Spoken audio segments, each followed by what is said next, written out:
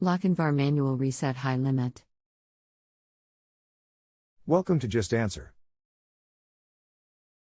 Less than 5% of boiler failures are corrected by pressing a reset button. I need the model number, approximate age and size of building the boiler is in.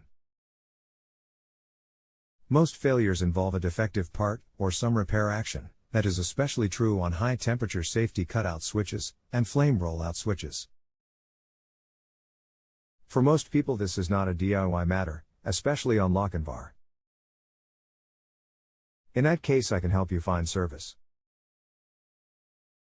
As we go along, please answer each question fully along with any error code readouts. For example, error code 21. Those are different for each brand, model number and year. It can take hours to find them online if they can be found at all. The code readouts are very often printed on the wiring diagram glued to the inside of the boiler service panel. Tell me what the readout is, please. The read is, verbatim, is, Lockoutman RST high limit. This is a Lochinvar KBN 105 high-efficiency boiler installed new in 2009. The home is a 1982 two-story with approximately 2100 SF. Thanks. That high-temperature manual reset device is inside the boiler electrical controls department, generally 2 by 2 by 5 inches, gray box, with a dial on it, locked into position and with a red reset button on it. It is often marked high temperature cutout. Pressing the button will allow the boiler to start, but it will likely trip again sooner, or later. The cause is lack of sufficient water flow through the boiler, due to air trapped at the top of some of the radiator or floor heating coils. Or the operating thermostat, which should be set around 170 F, set too high. I can elaborate on that later if needed. Look that over, tell me what you can find, we can go from there without a time limit. Good morning, Phil. I'm attaching a few photos, did my best to locate the reset button without success. Would like to try one manual reset before calling a local HVAC and paying Sunday time. Thank you. Mike.